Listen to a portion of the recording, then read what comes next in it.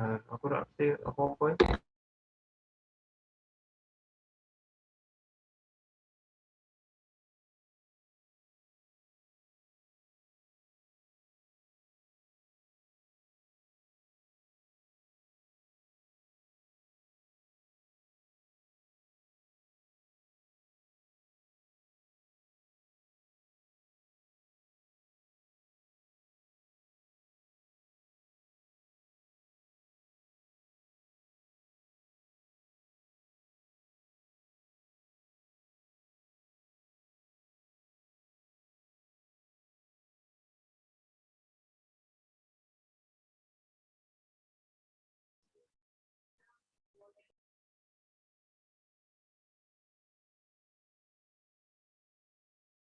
Assalamualaikum Ustaz. Waalaikumsalam warahmatullahi. Nah, Ustaz, insya Allah nanti kita mulai di jam Ya, bentar, Ana siapkan dulu nih tripodnya sebentar. 6. Ustaz.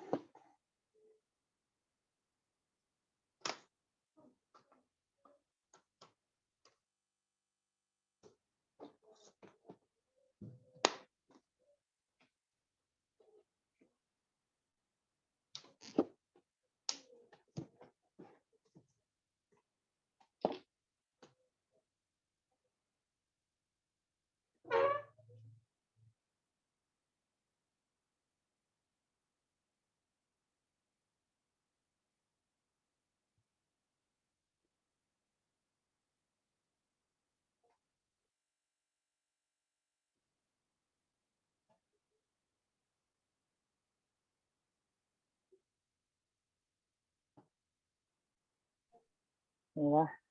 Assalamualaikum warahmatullahi wabarakatuh.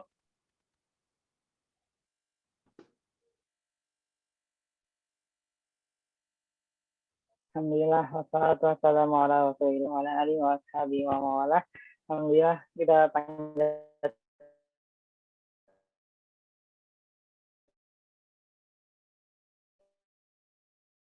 puji dan syukur kepada Allah Subhanahu wa taala dengan taufiknya kita di satu FKUI Nabi Muhammad Shallallahu Alaihi Wasallam yang dengan dakwah beliau hingga kita bisa merasakan indahnya Islam. Alhamdulillah kita bisa bertemu kembali di tahun ajaran yang baru setelah sudah sempat vakum lama karena pergantian periode. Dan pada kismis kali ini, insya Allah kita akan mengangkat tema adab menyambut bulan Ramadan, yang dimana memang hari ini juga hari pertama kaum muslimin khususnya di Indonesia berpuasa.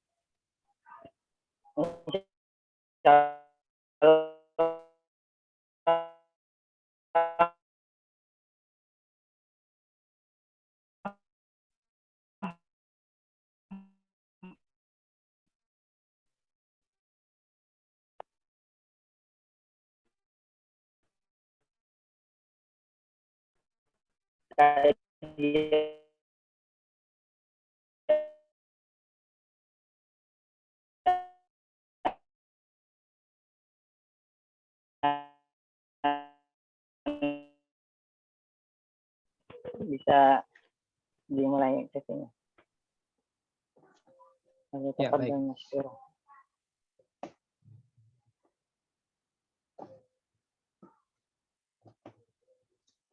Bismillahirrahmanirrahim. Assalamualaikum warahmatullahi wabarakatuh.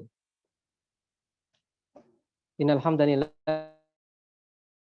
nahmaduhu wa nasta'inuhu wa nastaghfiruh wa na'udzu billahi min syarri alla ilaha illallah wahdahu la syarikalah wa asyhadu anna Muhammadan abduhu wa rasuluhu la nabiyya ba'dah. Allahumma shalli wa sallim wa barik ala nabiyyina Muhammadin wa ala alihi wa sahbihi wa man tabi'ahum bi ihsanin ila yaumiddin amma ba'd. Ikhwah fillah wa akhwati fiddin rahimani wa rahimakumullah, kaum muslimin dan juga muslimah yang dirahmati oleh Allah Subhanahu wa taala. Tidak henti-hentinya kita memuji Allah Subhanahu wa taala atas berbagai macam karunia yang Allah Subhanahu wa taala limpahkan kepada kita, dan merupakan sebuah kenikmatan yang besar adalah ketika kita masih dalam keadaan mentauhidkan Allah Subhanahu wa taala, beriman kepada Allah Subhanahu wa taala, dan juga diberikan kesempatan oleh Allah Subhanahu wa taala memperbaiki diri, terlebih khusus dengan Allah berikan nikmat kepada kita kesempatan untuk menjumpai bulan Ramadan yang mulia ini. Kaum muslimin yang semoga dirahmati oleh Allah Subhanahu wa taala, Allah Subhanahu wa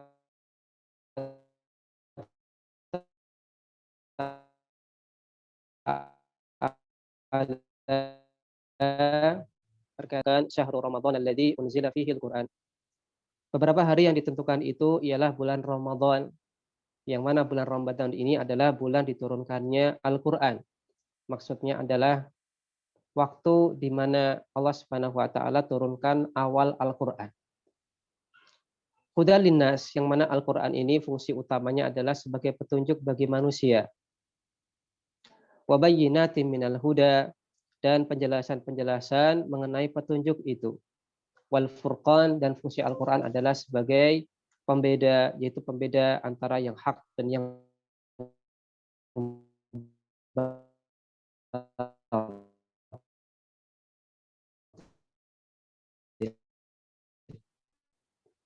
antaranya adalah Allah Subhanahu wa taala pilih sebagai bulan di mana Allah Subhanahu wa taala turunkan kitab suci yang paling mulia sebagai pelengkap kitab-kitab suci terdahulu, yaitu Al-Qur'anul Karim. Maka ayat yang pertama kali turun ataupun wahyu yang pertama kali turun Allah turunkan di bulan Ramadan. Itu surat Iqra. Kemudian Allah Subhanahu wa taala melalui lisan nabinya sallallahu alaihi wasallam, di mana Nabi sallallahu alaihi wasallam pernah mengatakan, idza jaa Ramadan futihat abwabul jannah. Apabila datang bulan Ramadan, maka pintu-pintu surga itu dibuka, wa ghulliqat abwabun nar, dan pintu-pintu neraka itu ditutup. Wa suffidatis syayatin, dan setan-setan dibelenggu. Maka ini juga sabda Nabi sallallahu alaihi wasallam berkaitan tentang keistimewaan bulan Ramadan dan rahmat Allah Subhanahu wa taala kepada orang-orang yang beriman di bulan Ramadan, di mana Allah Subhanahu wa taala dalam rangka untuk memotivasi kaum mukminin yang sedang melaksanakan ibadah puasa Ramadan, maka Allah Subhanahu wa taala motivasi dengan Allah buka pintu-pintu surga. Di mana kita ketahui bahwasanya surga ini adalah tempat di mana segala macam kenikmatan yang hakiki itu berada, dan segala macam hal yang disukai oleh hamba-hamba Allah Subhanahu wa taala itu berada. Maka Allah Subhanahu wa taala motivasi dengan Allah Subhanahu wa taala buka pintu-pintu surga. Kemudian Allah Subhanahu wa taala tutup pintu-pintu neraka, di mana kita ketahui neraka ini merupakan tempat yang sangat amat mengerikan dan sangat amat panas, karena apinya sangat amat berwarna hitam kelam, saking panasnya. Maka Allah Subhanahu wa taala tutup pintu neraka. Itu semua karena rahmat Allah Subhanahu wa taala. Dan Allah Subhanahu wa taala berikan bantuan kepada orang beriman ketika menjalankan ibadah Ramadan dengan Allah Subhanahu wa taala kekang dan rantai setan-setan, yaitu setan-setan yang memiliki kemampuan kuat untuk menggoda manusia. Namun setan-setan yang setan-setan yang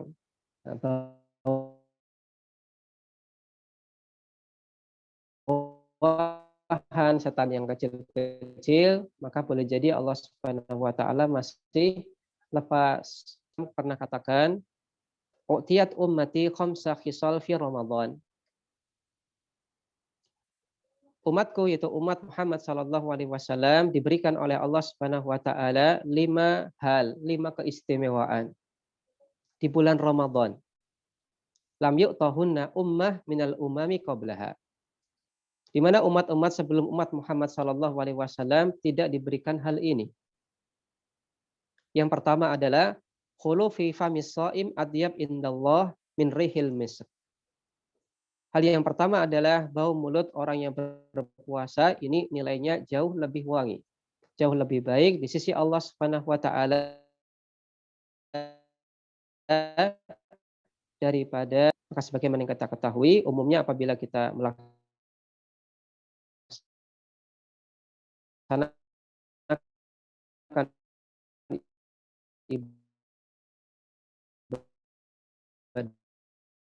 ibadah puasa, maka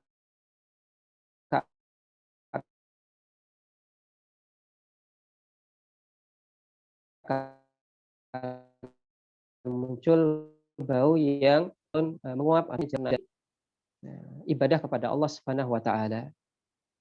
Dan semua efek samping dari perbuatan ibadah.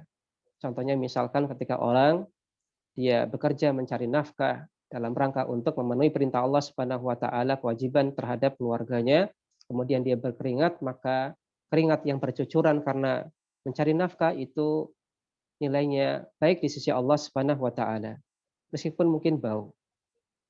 Kemudian begitu pula ya, kusut masainya, tampilan seseorang, kemudian mungkin baju seseorang yang mungkin kurang terawat karena saking sibuknya terhadap belajar ilmu syar'i, sampai-sampai waktunya itu untuk mengurus diri itu hampir tidak diperhatikan, tapi betul-betul dia memfokuskan dirinya untuk menuntut ilmu syar'i dan juga mendakwahkan Islam, maka efek yang seperti ini pun nilainya baik di sisi Allah Subhanahu wa taala. Maka bau mulut orang yang berpuasa meskipun tidak mengenakan, ini nilainya di sisi Allah Subhanahu wa taala lebih baik daripada wanginya minyak kasturi. Dan ini tidak Allah Subhanahu wa taala berikan kepada umat sebelum umat Muhammad sallallahu alaihi wasallam. Kemudian keistimewaan yang kedua adalah wa yastaghfirul lahumul malaika hatta yuftiru. Di mana Allah Subhanahu wa taala perkenankan kepada para malaikat untuk memintakan ampun kepada orang-orang yang berpuasa di bulan Ramadan hatta yuftiru, sampai mereka berbuka. Maka Allah Subhanahu wa taala dengan rahmatnya mengizinkan dan juga memerintahkan para malaikat untuk memohonkan ampun bagi hamba-hamba Allah Subhanahu wa taala yang melaksanakan ibadah Ramadan, memohonkan ampun mereka kepada Allah Subhanahu wa taala, dan mereka lakukan, yaitu para malaikat lakukan sampai mereka berbuka.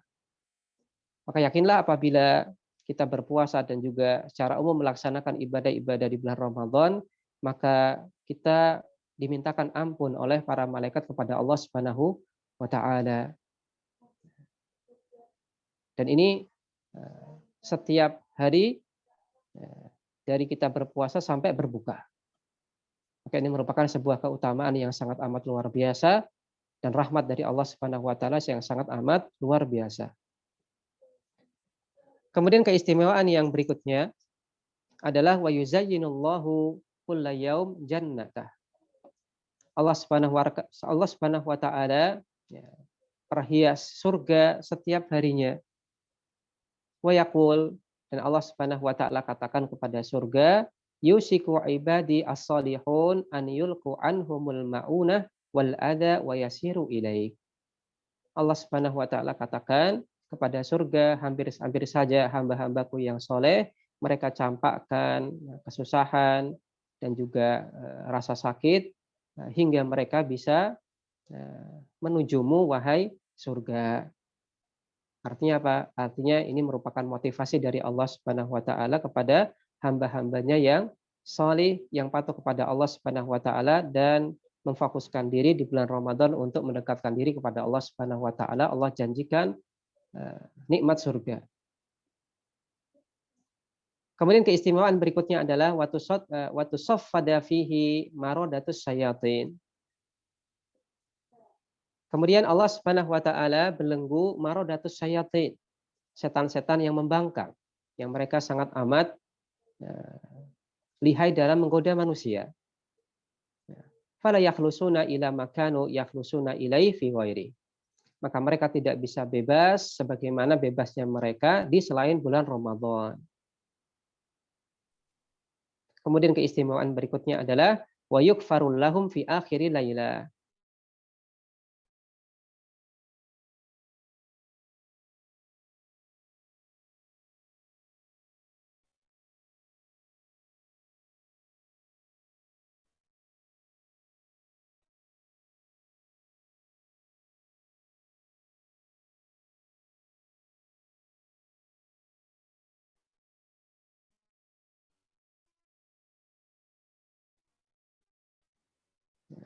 Allah Subhanahu wa sallallahu alaihi wasallam, maka bulan Ramadan adalah bulan yang penuh dengan keistimewaan, maka tentu ketika tamu yang mulia kita ini datang, hendaknya kita sambut dengan sikap yang baik dan penuh adab. Maka di antara adab yang sangat amat perlu kita perhatikan adalah merasa gembira dengan datangnya bulan Ramadan. Bagaimanakah yang dimaksud dengan merasa gembira dengan datangnya bulan Ramadan?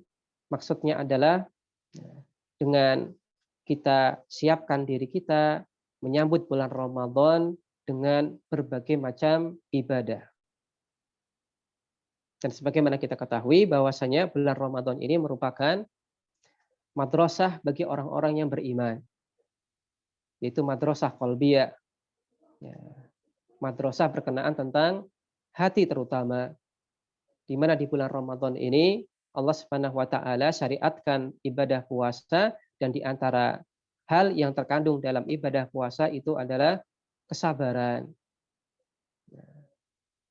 Maka apabila seseorang itu melakukan ibadah puasa, maka hakikatnya dia berusaha untuk bersabar dengan perintah-perintah Allah Subhanahu wa taala, meskipun mungkin bagi dirinya itu adalah tidak mengenakan. Dan apabila kita renungkan dan kita perhatikan, kita itu tidak mengenakan. Kenapa demikian? Karena ini adalah ujian.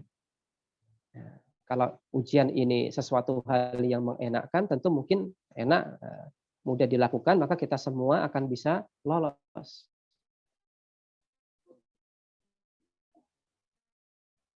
Dan sama saja apakah kita diuji oleh Allah Subhanahu wa taala dengan suatu hal yang itu umumnya adalah menyusahkan diri kita. Nah, contohnya adalah masalah larangan untuk makan dan minum. Padahal makan dan minum itu adalah halal. Tapi ketika di bulan Ramadan, ketika kita diuji oleh Allah Subhanahu wa taala untuk tidak makan dan minum, meskipun makanan dan minuman yang kita punyai itu adalah makanan dan minuman yang halal. Maka ini ada pendidikan lebih dari Allah Subhanahu wa taala supaya kita lebih bisa mengendalikan diri kita, lebih bisa mengendalikan hawa nafsu kita. Hatta terhadap hal yang mubah, hatta terhadap hal yang halal. Karena apabila dengan hal yang halal saja kita bisa kontrol, maka terlebih lagi ketika kita menghadapi hal yang haram, kita bisa lebih kontrol. Maka di dalam ibadah puasa terdapat ibadah kesabaran. Oleh karena itulah tidak heran Nabi Shallallahu Alaihi Wasallam katakan dalam hadisnya bahwasanya Allah Subhanahu Wa Taala katakan sesungguhnya puasa itu sesungguhnya semua puasa, maka puasa itu adalah milikku dan aku sendiri yang akan membalas pahala bagi orang yang berpuasa. Kenapa demikian? Karena di dalam ibadah puasa terdapat kesabaran. Dan kesabaran ini merupakan sebuah ibadah yang pahalanya tidak ada batas dan tidak ada yang mengetahui kecuali antara seorang hamba dengan Allah Subhanahu wa taala. Kaum muslimin yang semoga dirahmati oleh Allah Subhanahu wa taala, maka bulan puasa adalah madrasah, terutama madrasah qalbiyah, merupakan tempat untuk pendidikan, yaitu pendidikan hati. Oleh karena itulah, ketika kita di awal bulan Ramadan merasa gembira, merasa tertantang untuk memenuhi panggilan Allah Subhanahu wa taala, untuk beribadah di bulan Ramadan dalam rangka untuk meningkatkan ketakwaan kita kepada Allah Subhanahu wa taala, maka ini adalah sebuah adab yang sangat amat baik. Dan bukanlah kegembiraan menyambut Ramadan itu adalah dengan berbagai macam persiapan, dalam artian persiapan persediaan makanan, kemudian persiapan membeli pakaian yang baru ataupun yang lainnya. Maka bukan itu yang dimaksudkan bergembira menyambut bulan Ramadan. Tapi bergembira menyambut bulan Ramadan adalah lebih cenderung di dalam hati, yaitu dengan dia siap hatinya untuk melaksanakan ibadah-ibadah di bulan Ramadan. Kemudian adab yang lain berkenaan tentang bulan Ramadan itu adalah betul-betul memaksimalkan ibadah di bulan Ramadan ini dengan mengisi waktu-waktu kita untuk melaksanakan ibadah wajib ataupun ibadah yang sunnah, terlebih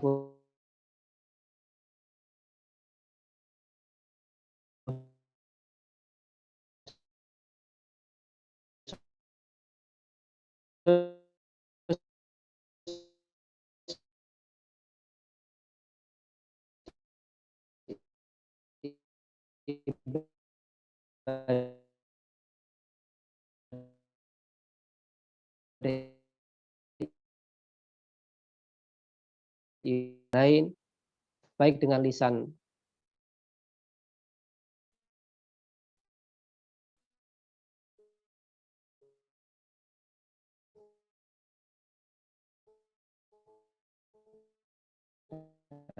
yang ada di mulut kita ataupun mungkin dengan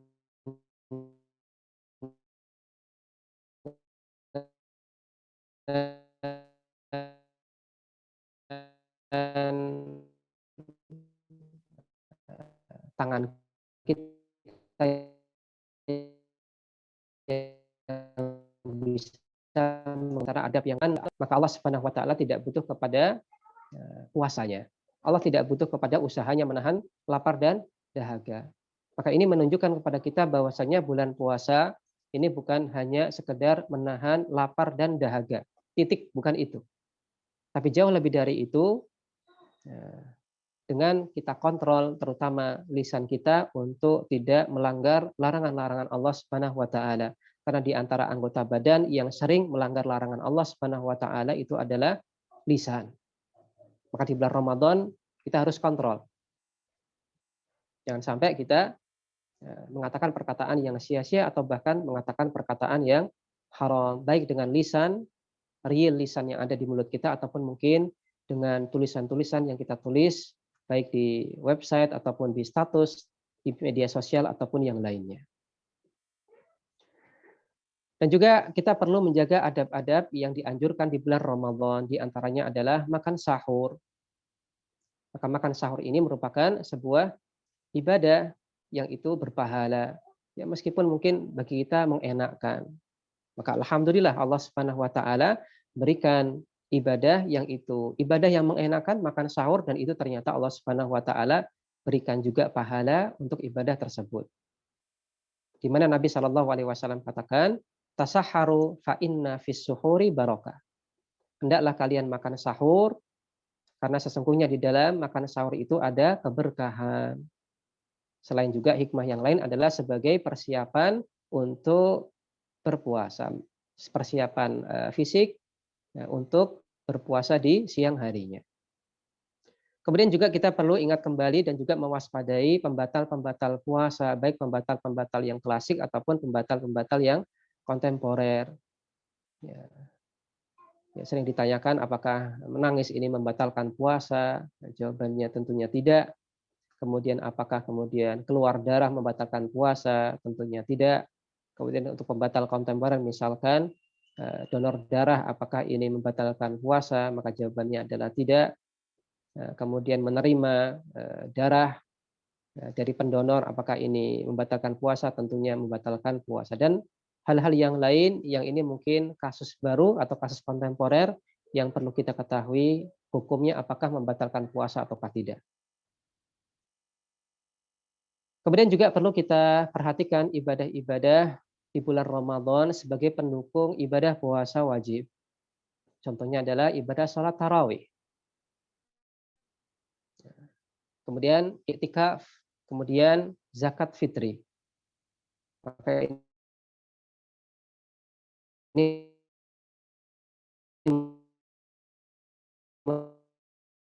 merupakan rangkaian-rangkaian ibadah yang khusus ada di bulan Ramadan. Mungkin setiap tahunnya kita laksanakan dan juga kita baca, kemudian kita telaah bagaimana fikih dalam ibadah-ibadah ini.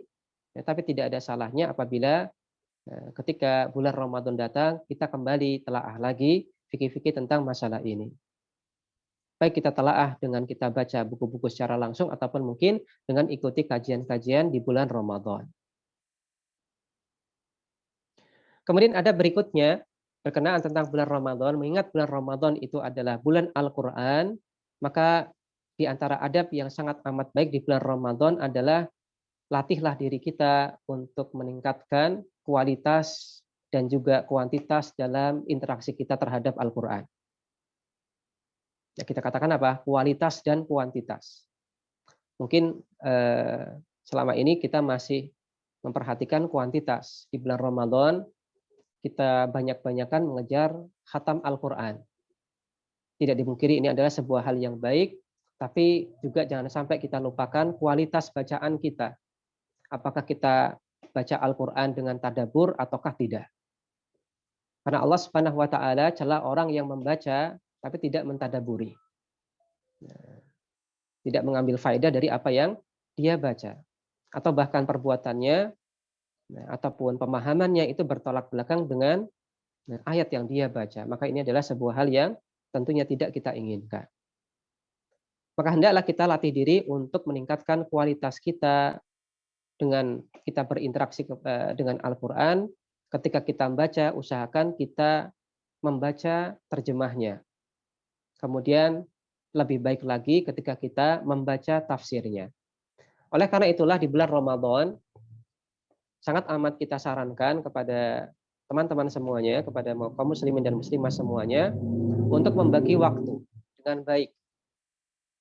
Terutama dalam masalah interaksi dengan Al-Qur'an. Maka porsikan waktu untuk membaca Al-Qur'an dalam rangka mengejar khatam Al-Qur'an. Kemudian porsikan waktu juga membaca Al-Qur'an dalam rangka untuk lebih memahami Al-Qur'an dengan membaca terjemahnya, dengan membaca tafsirnya. Kemudian porsikan juga waktu untuk murojaah hafalan, mengulang lagi hafalan yang telah kita miliki. Kemudian juga porsikan waktu untuk menambah hafalan baru untuk ayat-ayat yang mungkin belum kita hafalkan. Maka mungkin itu adalah porsi-porsi interaksi kita kepada Al-Qur'an yang perlu kita tata rapi. Misalkan dalam satu hari itu ada sholat 5 waktu, maka mungkin kita bisa porsikan di waktu-waktu setelah sholat 5 waktu ini. Mungkin subuh sebagai orang itu lebih dalam rangka untuk menambah hafalan. Kemudian zuhur, mungkin zuhur ini capek, maka mungkin cocoknya adalah sekedar membaca. Maka membaca Al-Qur'an, kemudian membaca terjemahnya. Pelan, santai. Kemudian ba'da asar. Setelah istirahat, merasa mungkin lebih fresh, apalagi juga mendekati buka puasa. Mungkin bisa porsikan untuk memurojaah. Kemudian ba'da maghrib ataupun ba'da isya mungkin bisa porsikan untuk mengejar khatam Al-Qur'an. Maka satu hari kita bagi waktu-waktu untuk berinteraksi dengan Al-Qur'an dengan contoh seperti tadi atau mungkin dengan contoh semisal itu. Tidak harus seperti itu, tapi setidaknya kita atur waktu kita dengan baik, ya, ada waktu untuk membaca tafsir Al-Quran, membaca arti Al-Quran, kemudian juga ada waktu untuk mengejar khatam Al-Quran, ada waktu untuk menambah hafalan, ada waktu untuk memurojaah hafalan. Kemudian jangan lupa untuk kita perhatikan adab-adab ketika kita membaca Al-Quranul Karim. Ya, hendaknya dalam keadaan berwudu, ya, suci, kemudian menggunakan pakaian yang baik, ya, kemudian di tempat yang baik, ya, kemudian usahakan menghadap kiblat ataupun adab-adab yang dianjurkan lainnya. Karena sebagaimana kita ketahui di bulan Ramadan ini pahala untuk ibadah sunnah, ya, sekecil apapun ibadah sunnah itu, maka Allah Subhanahu wa taala akan statuskan sebagaimana ibadah wajib. Kalau dibandingkan dengan bulan selain bulan Ramadan. Nah, pahala ibadah wajib itu Allah Subhanahu wa taala lipat gandakan jauh dibandingkan pahala ibadah wajib di bulan-bulan selain Ramadan, sedangkan ibadah sunnah maka ini Allah Subhanahu wa taala lipat gandakan sampai level di mana pahalanya itu setara dengan pahala ibadah wajib. Tergantung kualitas dari orang yang melakukan ibadah sunnah tersebut. Yang jelas Allah lipat gandakan pahala sunnah di bulan Ramadan.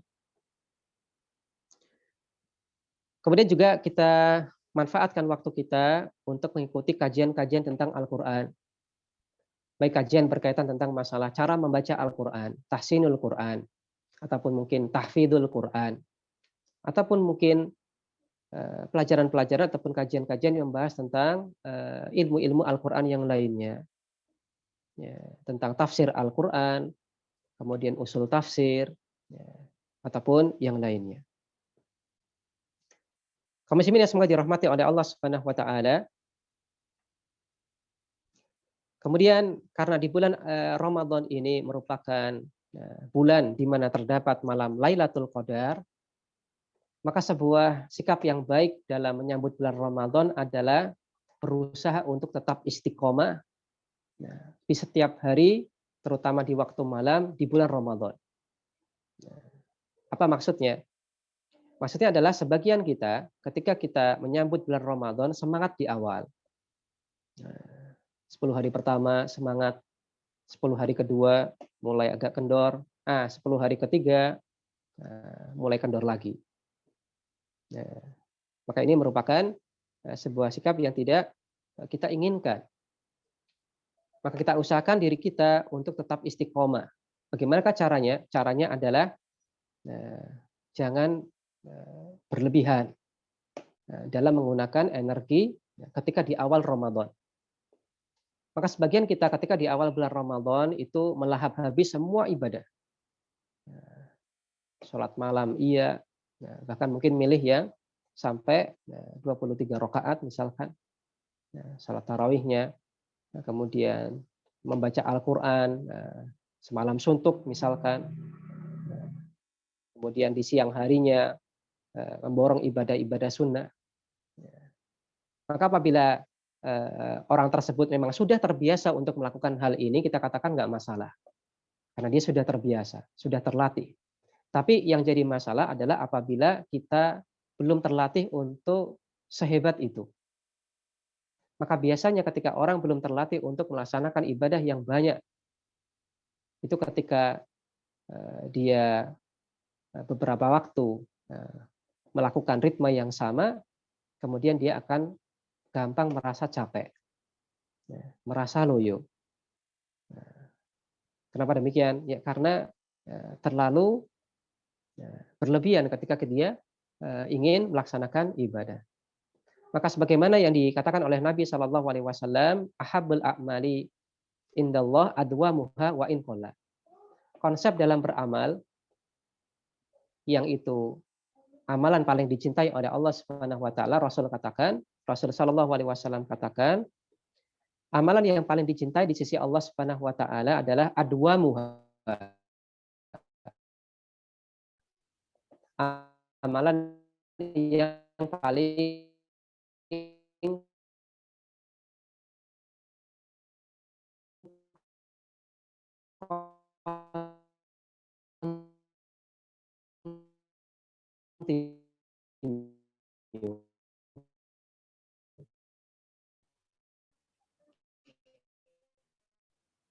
Wa in kollam, konsep yang itu dicintai oleh Allah Subhanahu wa taala, kabarnya di amal kurang baik. Kita katakan kurang baik. Kenapa? Karena ada kekurangan dari sisi kontinuitas.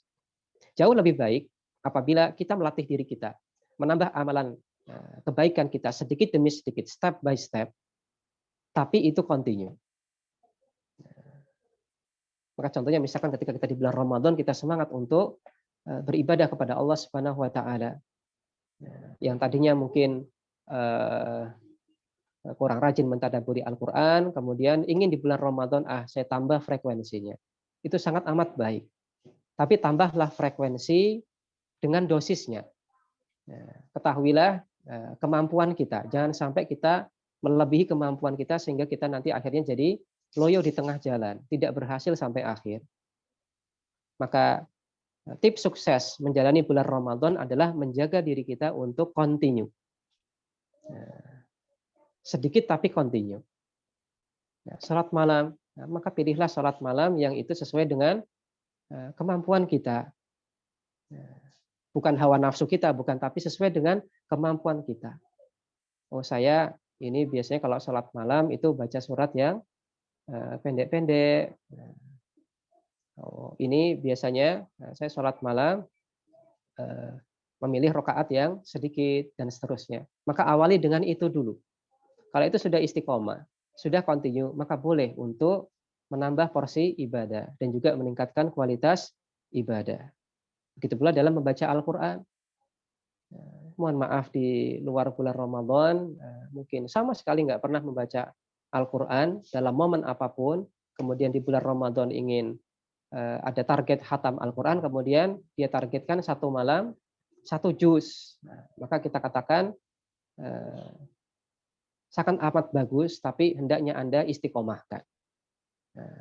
Sangat amat bagus, tapi hendaknya Anda istiqomahkan. Jangan sampai dengan target 1 malam 1 juz, kemudian Anda menjadi gampang loyo, sehingga tidak berhasil sampai akhir bulan Ramadan. Maka proporsional dalam semangat dalam beribadah di bulan Ramadan itu adalah di antara adab yang perlu kita perhatikan supaya kita bisa berhasil sampai akhir bulan Ramadan dan semoga bisa berhasil menjumpai malam Lailatul Qadar dan meraup berkah di malam Lailatul Qadar tersebut. Kenapa kita perlu istiqomah? Bukan hanya di 10 hari terakhir saja, tapi di awal, di tengah, dan juga di akhir Ramadan, karena Allah Subhanahu wa taala tidak memberitahukan kepada kita persisnya kapan malam Lailatul Qadar. Dan banyaknya pendapat para ulama tentang prediksi kapan malam Lailatul Qadar itu bisa turun. Bisa terjadi. Memang betul, kemungkinan yang paling besar itu terjadi di 10 hari, 10 hari malam terakhir di bulan Ramadan. Terutama di malam-malam ganjilnya, dan sebagian ulama mengatakan di malam ke-27. Ini sekarang udah ngomong Maka memang betul itu adalah pendapat yang paling kuat dalam masalah ini.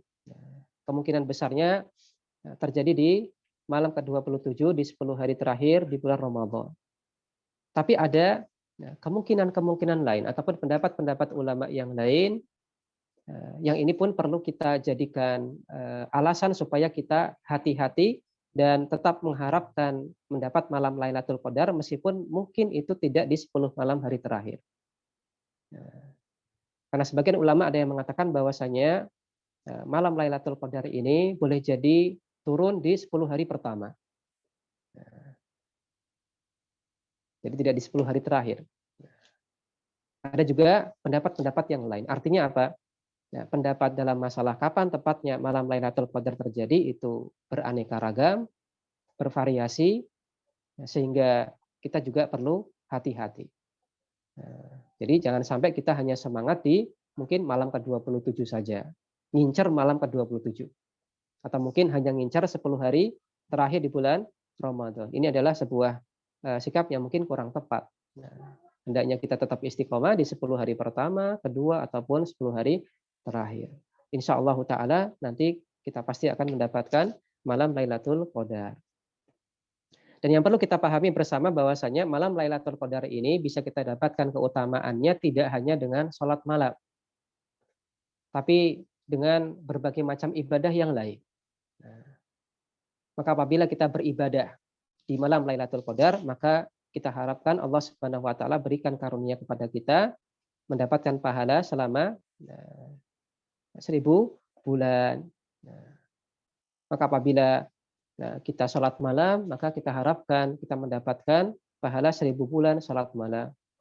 Apabila kita membaca Al-Quran, berzikir, kemudian perbuatan kebaikan yang lainnya, berbakti kepada orang tua, kemudian membangunkan keluarga untuk sholat malam, tawasau bil haq wa tawasau bis sabr, maka kita harapkan kita mendapatkan pahala yang berlipat ganda dengan kita diberikan pahala 1000 bulan lipat gandanya.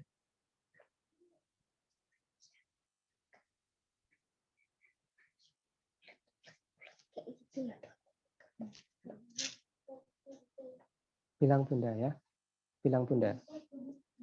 Ya Afan, ada anak tadi. Maka jangan sampai kita hanya semangat di awalnya, kemudian kita loyo di tengah dan juga bahkan di akhir malah bahasa kasarnya malah kita gugur di akhir.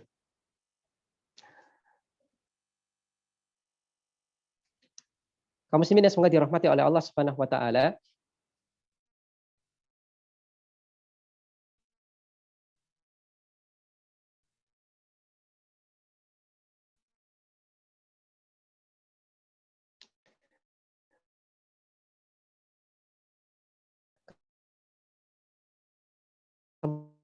Kemudian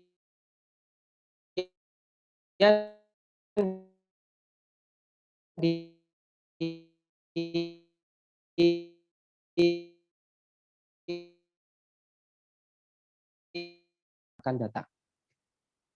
Maka ini menunjukkan betapa mulianya perang Badar Al-Kubra dan juga betapa mulianya para sahabat Nabi yang ikut perang Badar Al-Kubra di bulan Ramadan tahun 2 Hijriah. Kemudian peristiwa yang ketiga, yang ini tidak kalah pentingnya, itu adalah peristiwa Fathul Mekah. Menaklukkan kota Mekah, lebih tepatnya pada tahun 8 Hijriah bulan Ramadan. Maka banyak sekali peristiwa penting, diantaranya adalah tadi, awal diturunkannya Al-Quran, perang Badar Al-Kubra, kemudian Fathul Mekah, ini semuanya Allah Subhanahu wa taala tentukan terjadinya di bulan Ramadan. Maka kalau kita pikirkan, di zaman Nabi Shallallahu Alaihi Wasallam, di zaman serba keterbatasan sarana, dan Allah Subhanahu Wa Taala uji untuk melakukan perjalanan jauh untuk perang, untuk menghadapi musuh, dan itu dalam keadaan puasa. Maka tentunya kesulitan melakukan ibadah puasa di zaman Nabi Shallallahu Alaihi Wasallam itu jauh lebih besar daripada mungkin kesulitan yang kita alami sekarang ketika kita berpuasa.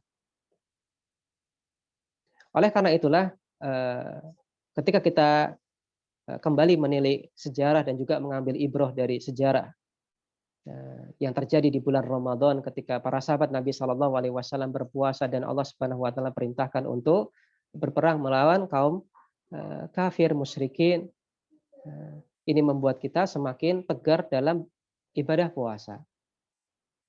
Tidak manja ketika kita ibadah puasa. Mohon maaf sedikit-sedikit pingin membatalkan puasa, merasa lemer sedikit kemudian ingin batal puasa, merasa haus sedikit ingin batal puasa. Maka hendaknya kita lihat keadaan para sahabat Nabi Shallallahu Alaihi Wasallam di zaman dulu, di mana mereka sampai mengganjal perutnya dengan batu karena saking menahan lapar, dan itu terjadi ketika perang.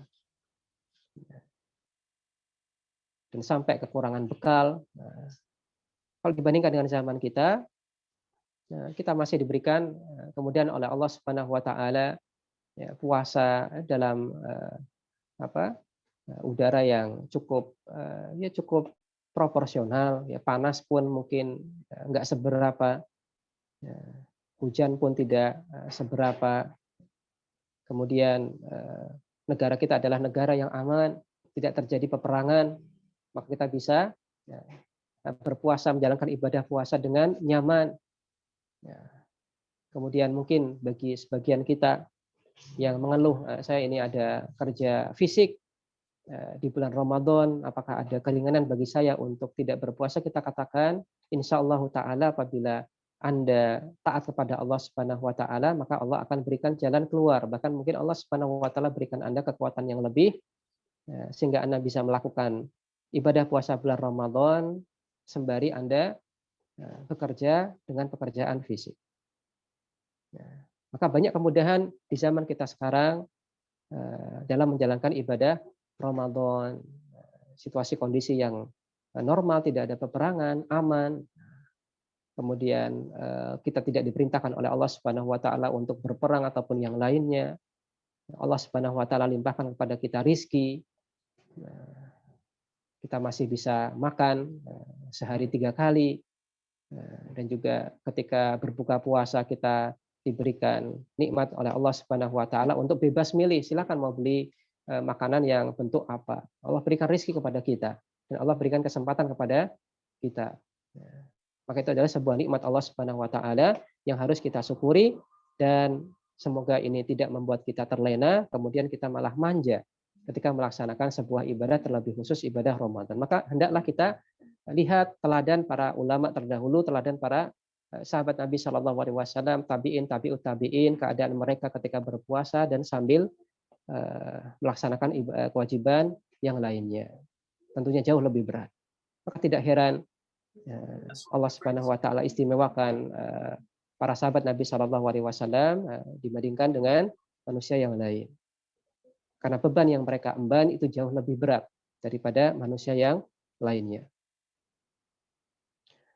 Kaum muslimin yang semoga dirahmati oleh Allah Subhanahu Wa Ta'ala, maka mungkin ini adalah poin-poin yang perlu kita sampaikan sebagai bahan nasihat bagi diri kami pribadi dan juga teman-teman sekalian dalam rangka menyambut bulan Ramadan.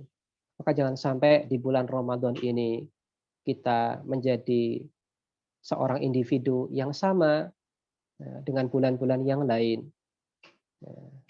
Maka mungkin kita menjadi hamba yang lalai ketika di bulan yang lain, tapi jangan sampai di bulan Ramadan ini kita menjadi hamba Allah yang lalai pula. Maka hendaklah kita sadari bahwasanya bulan Ramadan itu adalah sebuah waktu yang tepat untuk memperbaiki diri, dan semoga Allah Subhanahu Wa Ta'ala berikan kita kesempatan itu, dan semoga Allah Subhanahu Wa Ta'ala mengampuni kita dosa-dosa kita semuanya.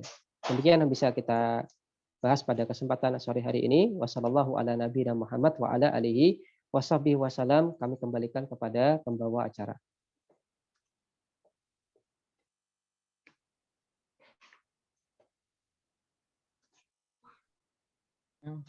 Terima kasih Ustaz Jazakumullah khairan atas pemaparan materinya.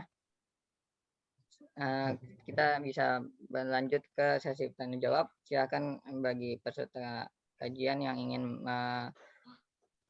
bertanya kepada Ustadz, khususnya mengenai tema yang tadi sudah disampaikan, bisa untuk langsung raise hand jika ingin open mic, atau bisa ditulis dalam chat box.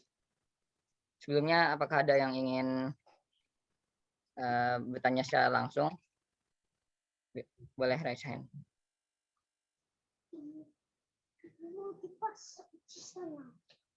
Baik, di sini ada Saudara Eriko. Silakan. Baik, terima kasih. Bismillah. Ustadz, terima kasih atas pemaparannya. Saya izin bertanya untuk, tadi kan disebutin bahwasanya kalau dalam bulan Ramadan itu dilipat gandakan amalan-amalan. Nah, kalau semisal untuk yang amalan buruk ataupun maksiat yang dilakukan di bulan Ramadan itu, apakah dia itu dilipat gandakan juga untuk dari dosanya itu sendiri gitu, Ustaz? Yang cukup itu saja yang saya tanyakan. Jazakumullah khairan. Assalamualaikum.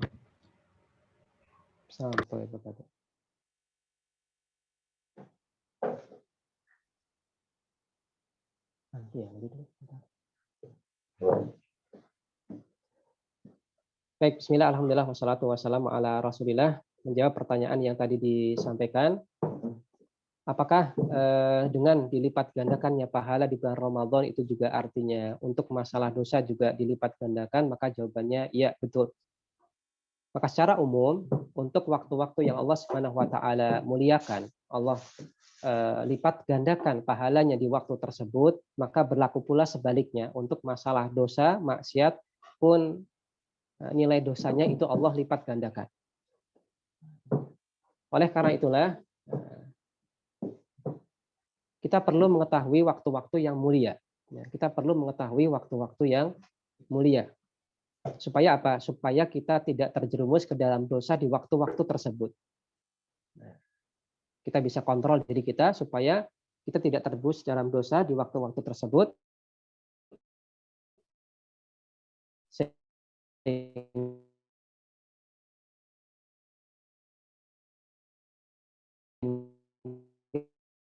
Ya,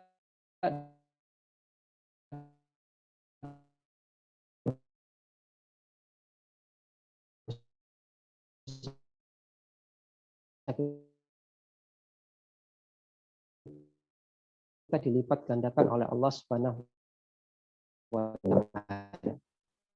Wallahu a'lam.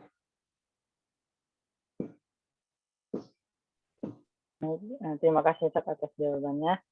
Sebelumnya dari peserta masih ada yang ingin bicara langsung? Ya ada, silakan raise hand.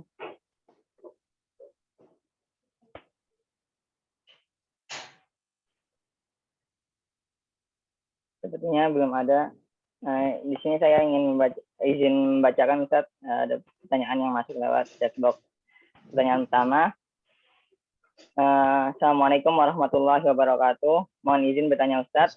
Terdapat sebuah riwayat yang menyatakan bahwa pada bulan Ramadan ini pintu-pintu syaitan ditutup. Maksudnya mungkin ini pintu-pintu ya. Pintu-pintu neraka ditutup dan pintu surga dibuka lebar-lebar. Lalu bagaimana dengan yang hatinya masih kotor? Masih ada yang belum bisa dalam menahan amarah, hawa nafsu, dan lain-lainnya. Dan bahkan terkadang pintu-pintu maksiat masih saja dapat dijumpai. Seperti masih ada hawa nafsu dari bisik-bisikan syaitan. Bagaimana itu ya, Ustaz? Baik. Menjawab pertanyaan tadi, bahwasanya tadi disampaikan bahwasanya di bulan Ramadan ini pintu-pintu surga dibuka, kemudian pintu neraka ditutup, kemudian juga setan dibelenggu. Lalu kenapa masih terjadi banyak orang yang berbuat maksiat di bulan Ramadan, kemudian masih marak maksiat di sebagian tempat di bulan Ramadan? Kenapa bisa terjadi seperti itu? Maka jawabannya adalah terjadinya maksiat itu tidak hanya faktor dari setan, tapi boleh jadi dari hawa nafsu manusia itu sendiri yang dia tidak bisa kontrol.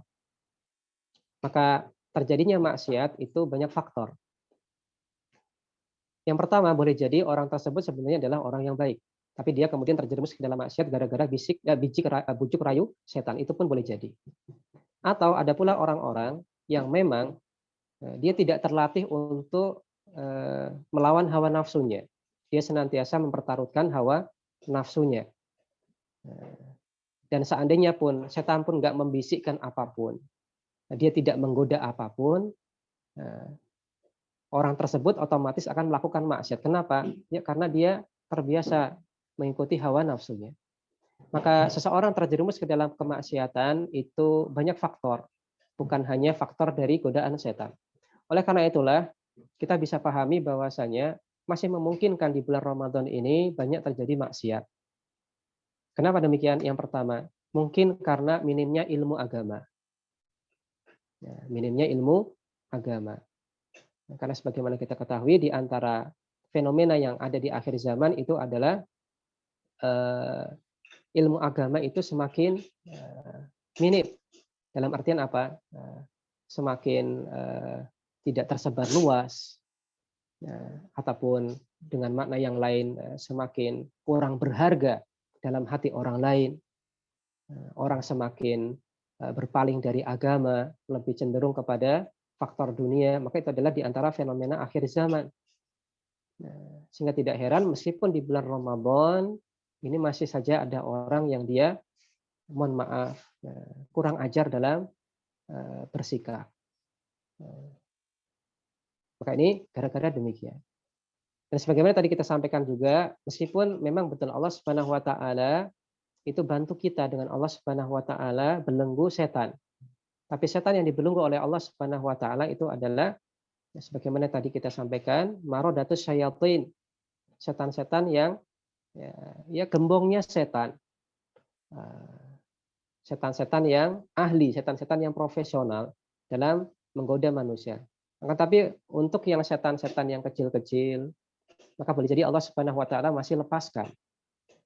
Setan-setan yang kecil-kecil ini masih berkeliaran untuk menggoda manusia sebagai bahan ujian dari Allah Subhanahu wa taala kepada hamba-hambanya, terutama hamba-hambanya yang beriman. Maka boleh jadi ada orang yang sebenarnya dia baik, tapi karena terkena bujuk rayu setan, setan yang kecil-kecil ini, kemudian dia terjerumus dalam maksiat di bulan Ramadan. Maka jangan kita pahami bahwasanya ketika bulan Ramadan itu kemudian yang tadinya negatif jadi positif semua, tidak demikian. Tidak demikian. Itu semuanya kembali kepada person masing-masing.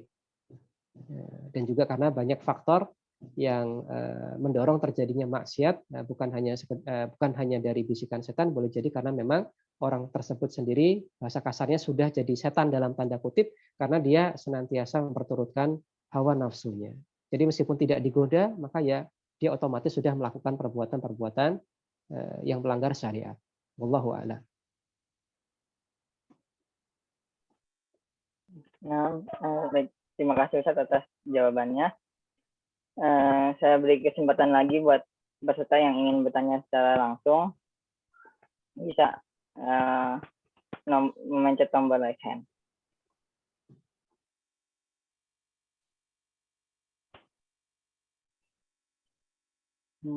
Jika tidak ada, saya bacakan lagi dari kolom chat. Di sini ada dari saudara Anggit. Assalamualaikum warahmatullahi wabarakatuh. Semoga Allah senantiasa Ustadz, panitia, dan kaum muslimin secara umum. Izin bertanya Ustadz, apakah dibenarkan sikap mengundur beberapa amalan pada malam 27 dengan harapan disitulah kemungkinan Lailatul Qadar? Serta apa jika beramal di malam Lailatul Qadar tersebut, amalan kita baik dari 1000 bulan, semisal infak, wakaf, dan lainnya.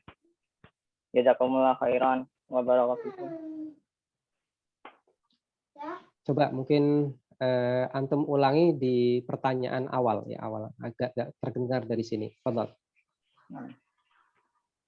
Apakah dibenarkan untuk sikap mundur beberapa amalan pada malam 27 dengan harapan disitulah kemungkinan Lailatul Qadar?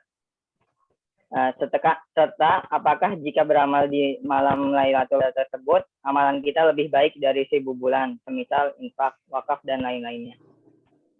Baik.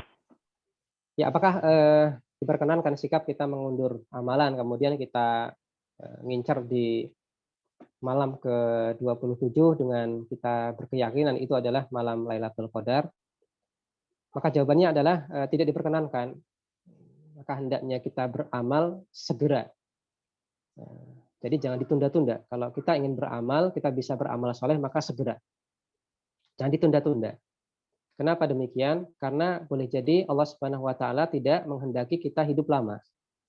Maka boleh jadi Allah Subhanahu wa taala mencabut nyawa kita dengan segera. Maka siapa yang menjamin kita bisa hidup sampai malam ke-27 misalkan, maka tidak ada yang bisa menjamin. Oleh karena itulah yang paling baik ketika kita memiliki kesempatan untuk beramal soleh, maka segera ditunaikan, segera dilaksanakan. Adapun menyikapi malam Lailatul Qadar, sebagaimana yang tadi kita sampaikan bahwasanya malam Lailatul Qadar ini tepatnya terjadinya kapan ini masih belum pasti, dalam artian apa? Dalam artian belum tentu juga malam 27 ini malam Lailatul Qadar, boleh jadi malam ke-21, malam ke-23 ataupun malam-malam yang lain di bulan Ramadan. Masih memungkinkan. Meskipun mungkin paling besar kemungkinannya di malam ke-27. Kita katakan apa?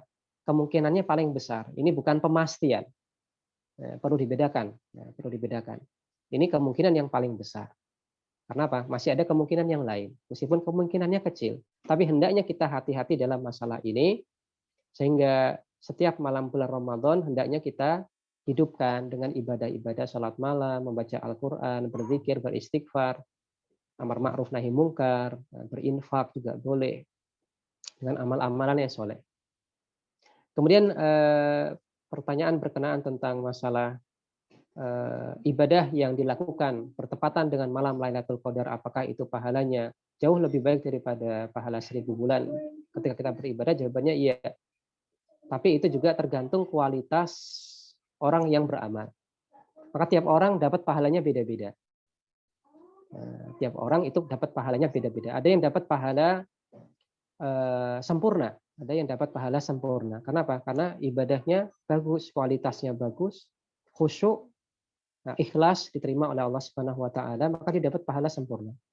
Tapi ada juga yang dapat pahala tapi tidak sempurna karena banyak mungkin kekurangan, ya kurang khusyuk ketika sholat, ataupun mungkin masalah keikhlasan ini masih kurang maksimal, ataupun faktor-faktor yang lainnya, sehingga dia mendapatkan pahala sesuai dengan kadar amalannya, kualitas amalannya. Jadi tapi secara umum itu insya Allah lebih baik daripada 1000 bulan dalam artian apa? Pahalanya, dalam artian pahalanya. Tapi ini bukan berarti kemudian kita harus tunda. Nah, kita harus tunda. Nanti saya nggak infak, saya nggak sholat malam, tapi nunggu nanti aja malam Lailatul Qadar. Jawabannya tidak demikian. Ketika kita diberikan kesempatan amal soleh, segera laksanakan. Semoga Allah Subhanahu wa taala menerima amal soleh kita tersebut. Baik, wallahu a'lam.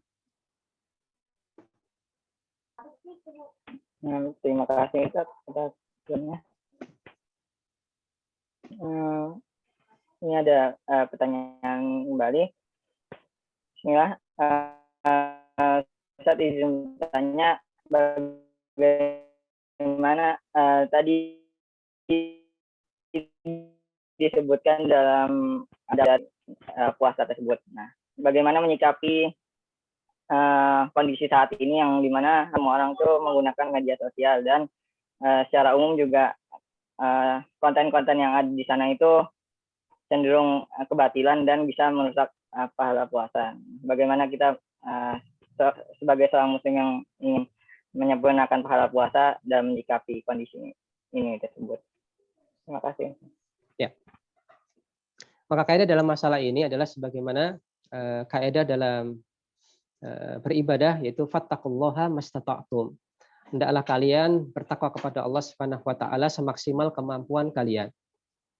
Maka di kondisi kita sekarang ini yang kita belum dibebaskan untuk berinteraksi tatap muka, kemudian melakukan kegiatan kajian sebagaimana normalnya dulu, kita harus jaga jarak, kemudian juga dibatasi apabila terpaksanya harus ada perkumpulan, kemudian kita manfaatkan sosial media, media YouTube ataupun sosial media yang lainnya, Zoom ataupun yang lainnya, yang itu memungkinkan sekali untuk mungkin muncul iklan ataupun yang lainnya, yang itu isi konten iklannya itu macam-macam.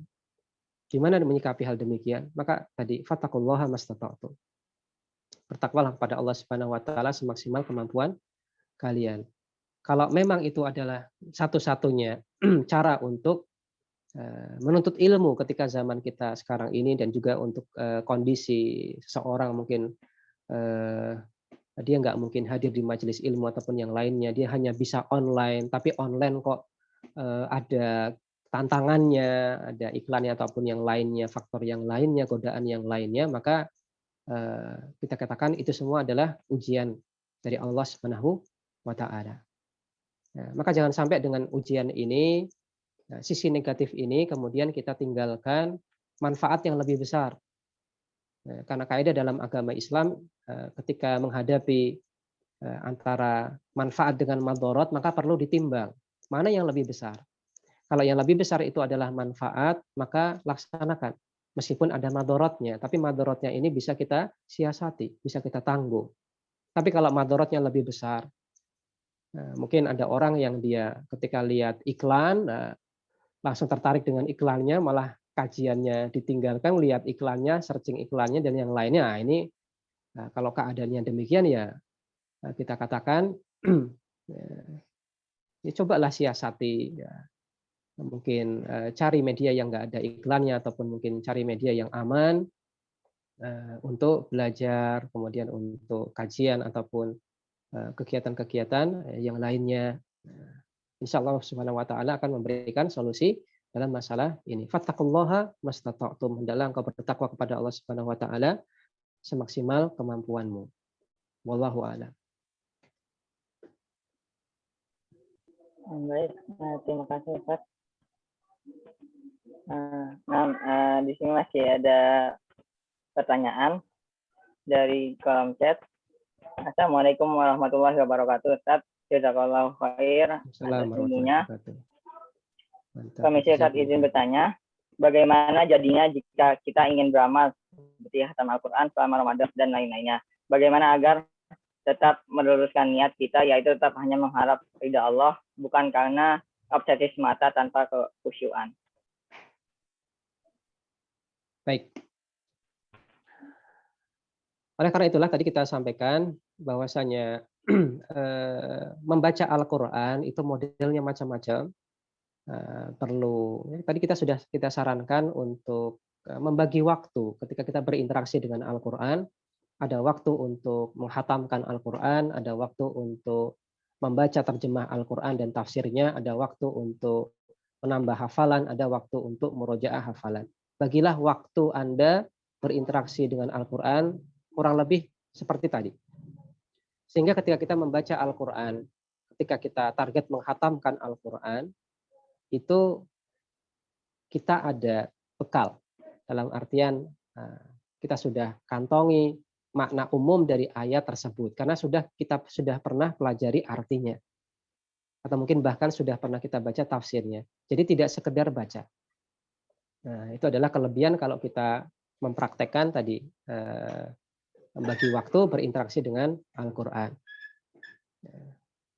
Dan ini juga menunjukkan kepada kita bahwasanya pentingnya belajar bahasa Arab. Ya, pentingnya belajar bahasa Arab.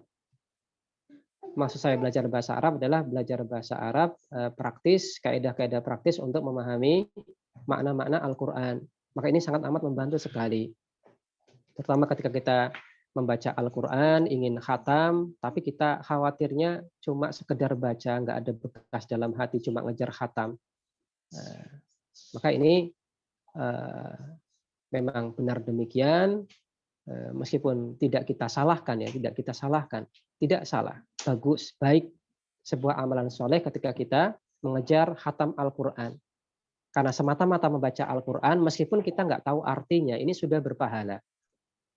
Nah, yang Allah Subhanahu Wa Taala cela adalah ketika kita mampu untuk lebih, bukan hanya sekedar membaca, tapi tahu artinya. Kita bisa mempelajari artinya, tapi kita tidak manfaatkan momen tersebut, maka inilah yang Allah cela.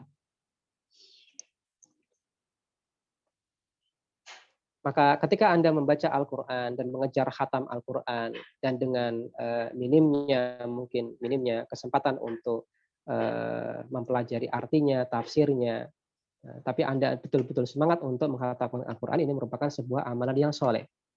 Laksanakan, jangan mundur. Kemudian ada pun nanti merasa kurang berbekas dalam hati dan seterusnya, maka ada solusi. Solusinya adalah tadi, bagi waktu. Porsikan waktu untuk membaca terjemahnya. Sekedar membaca terjemahnya saja mungkin. Kalau mungkin merasa berat dalam hal ini, ya sekedar membaca terjemahnya. Oh, tadi pagi saya membaca 2 muka misalkan, 2 muka. Dari ayat sekian sampai sekian. Saya baca terjemahnya apa. Sehingga apa yang kita baca itu tidak hanya bacaan saja, tapi membekas dalam hati. Kita tahu kandungannya. Kita tahu konsekuensinya sehingga bisa kita amalkan apabila itu berupa perintah dan bisa kita tinggalkan apabila itu berupa larangan. Dan memang betul para ulama sering kali mengingatkan ketika kita berinteraksi dengan Al-Quran, jangan sampai kita membaca ayat Al-Quran, tapi amalan kita bertolak belakang dengan ayat tersebut gara-gara kita tidak tahu arti dari ayat. Banyak terjadi di masyarakat ketika kita sampaikan dakwah. Misalkan masalah mahram. Masalah mahram. Ini banyak yang baru tahu.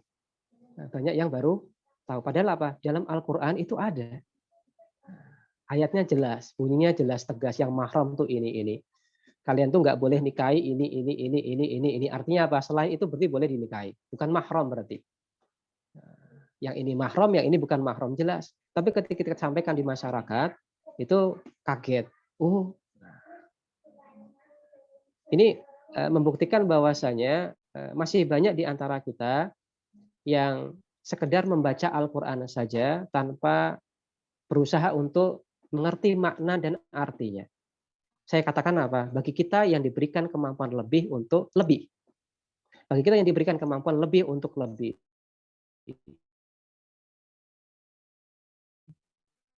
Bisa mempelajari artinya, kemudian tafsirnya. Ini berbeda dengan mungkin, mohon maaf, kaum muslimin yang sangat amat awam, bahkan untuk membaca saja dia nggak bisa membaca. Maka ini masih ada toleransi, masih ada udzur, masih bisa dimaklumi. Tapi bagi orang yang mohon maaf kuliah, bahkan kuliahnya S3,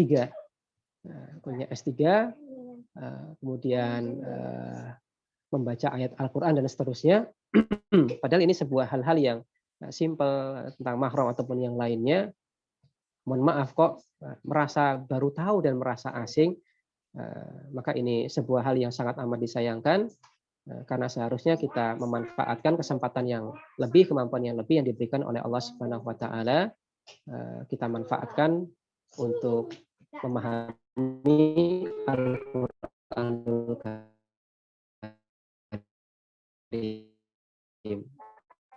Selain juga untuk membaca.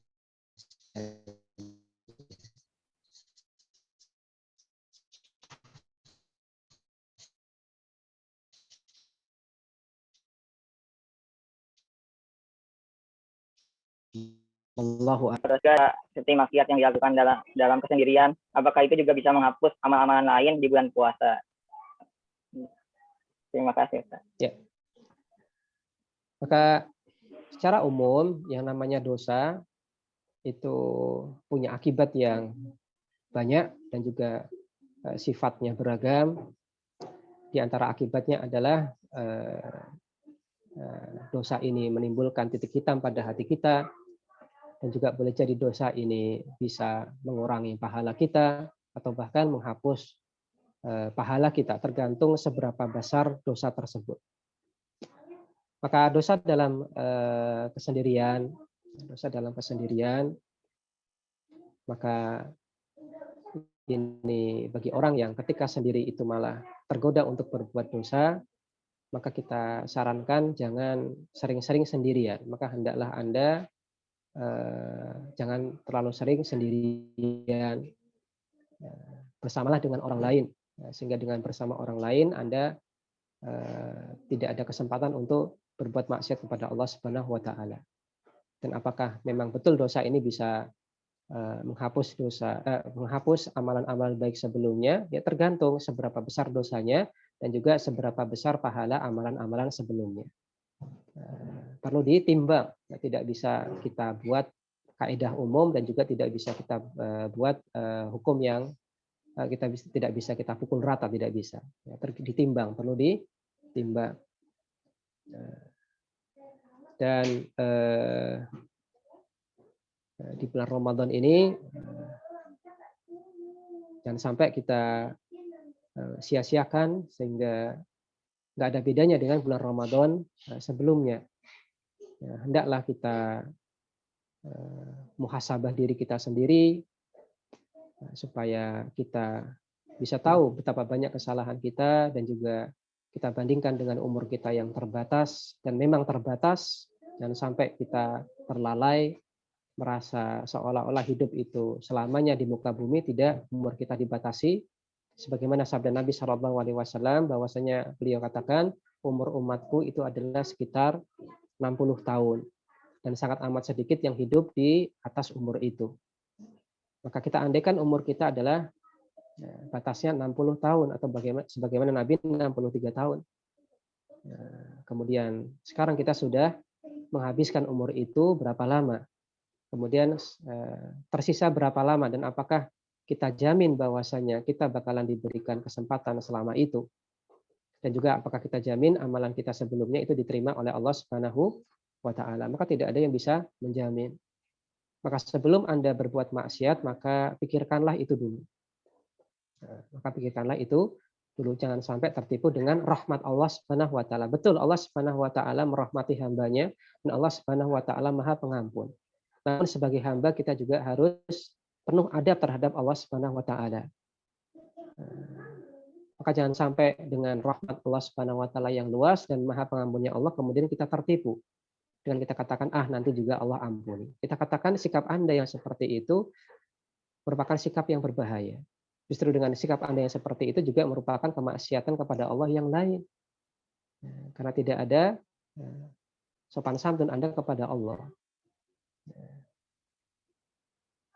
Tapi ketika Anda mau berbuat maksiat, ketika dalam kesendirian, Anda mikir dulu, kita mikir dulu. Mikir jauh. Saya mau kayak gini. Nanti akibatnya ini, dan seterusnya. Akibat jangka pendek ataupun jangka panjang. Maka semoga dengan berpikir jauh seperti itu, menjadi penghalang kita untuk tidak bermaksiat kepada Allah Subhanahu wa taala. Hatta ketika kita sendirian. Maka bertakwa kepada Allah Subhanahu wa taala itu sebuah kalimat yang mungkin simple tapi penerapannya sangat amat luar biasa susah bagi sebagian orang, terutama ketika dalam keadaan sendirian. Oleh karena itulah Nabi Shallallahu Alaihi Wasallam berikan wasiat ini kepada sahabatnya. Bertakwalah engkau dimanapun engkau berada. Maka betul apa yang dikatakan oleh Rasulullah Shallallahu Alaihi Wasallam, karena orang itu modelnya macam-macam. Ada orang yang dia sama sekali tidak punya malu, maka dia menampakkan maksiat ketika dalam terang-terangan ataupun sendirian. Ada orang yang masih punya malu, tapi tergoda bujuk rayu setan sehingga dia sembunyi ketika melakukan maksiat, dan juga model-model hamba-hamba Allah yang lain dalam bermaksiat. Maka semoga Allah Subhanahu wa taala lindungi kita dari keburukan-keburukan seperti itu, dan semoga Allah Subhanahu wa taala di bulan Ramadan ini memberikan karunia-Nya dan juga memberikan kesempatannya supaya kita bisa menjadi lebih baik dan juga supaya menjadi hambanya yang bertobat. Dan ingatlah bahwasanya status orang yang bertobat dari suatu dosa itu seperti tidak pernah melakukan dosa. Maka ini adalah kasih sayang Allah Subhanahu wa taala kepada hamba-hambanya yang melakukan dosa, dan supaya hambanya ini segera bertobat, di mana Allah Subhanahu wa taala statuskan orang yang dia bertobat dari suatu dosa dengan tobat nasuha, distatuskan sebagaimana orang yang sama sekali tidak pernah melakukan dosa tersebut. Dan yakinlah bahwasanya janji Allah Subhanahu wa taala itu pasti Allah tepati. Wallahu a'lam. Baik, Ustaz. Alhamdulillah kita sudah sampai di penghujung sesi kajian. Sebelumnya apakah dari Ustaz ada di closing statement di akhir kajian ini? Baik, mungkin sepertinya cukup karena waktu mendekati buka puasa. Fadhol. Baik, alhamdulillah kita sudah di ujung sesi kajian, dan karena sudah mepet waktu, mungkin kita akhiri sesi kajian ini dengan doa kafaratul majlis. Saya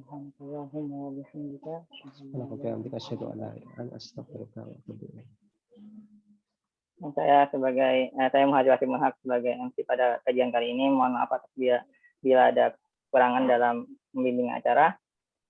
Dan untuk peserta bila ingin melakukan atau tertarik mengikuti kajian Kismis, bisa di follow akun Semia FKUI. Nanti di sana ada info kajian-kajian Kismis pekanan di pekan-pekan selanjutnya. Jazakumullah khairan Ustaz atas partisipasinya dalam kajian kali ini. Jazakumullah khairan. Saya tutup. Assalamualaikum warahmatullahi wabarakatuh. Waalaikumsalam warahmatullahi wabarakatuh.